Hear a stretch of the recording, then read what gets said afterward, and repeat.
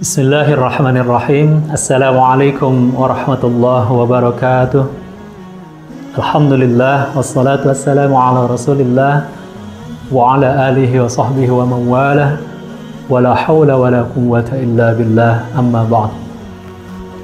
Sahabat cinta Quran yang dirahmati Allah, kewajiban berikutnya bagi seorang istri yang itu harus dilakukan untuk memenuhi hak suaminya adalah bahwa seorang istri wajib memperlakukan suaminya dengan cara yang terbaik, dengan penuh perhatian, dengan penuh hormat.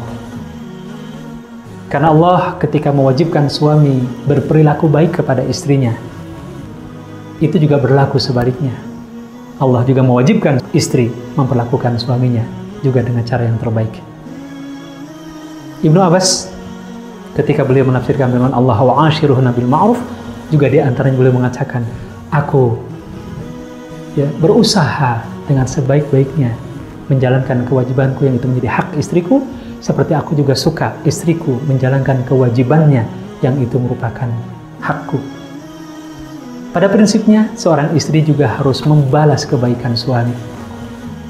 Dan tentu secara fitrahnya, ketika suami diperlakukan baik oleh istrinya, pasti suami juga akan membalas kebaikan itu kepada istrinya. Tentu ini membutuhkan ilmu, membutuhkan komunikasi, membutuhkan trik-trik yang masing-masing keluarga tentu akan berbeda-beda.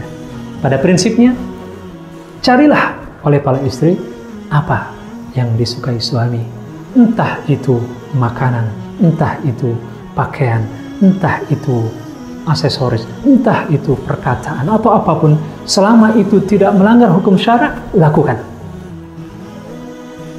Tentu itu setelah dikomunikasikan, agar suami merasa dihargai, suami merasa dihormati, dan kedudukannya sebagai suami memang diposisikan sebagai pemimpin dan penanggung jawab. Bisa dibayangkan ketika istri merendahkan suaminya, ketika istri melecehkan kedudukannya, ketika istri menghinakan perannya, tentu suami akan marah, akan tersinggung. Dan ketika itu berarti hak suami tidak terpenuhi, dan ketika itu tidak terjadi kesakinah. Maka pandai-pandailah para istri bersikap di hadapan suaminya. Satu hal yang kadang-kadang memang ini sulit dilakukan, ketika memang kita salah, jangan berat untuk meminta maaf. Dan ketika suami kita sudah melakukan sesuatu untuk kita, jangan lupa juga mengucapkan terima kasih. Dan ketika kita ingin meminta sesuatu kepada suami, jangan lupa juga ucapkan tolong. Dan ketika suami sudah melakukan tugasnya, beri dorongan, beri motivasi, dan doakan agar suami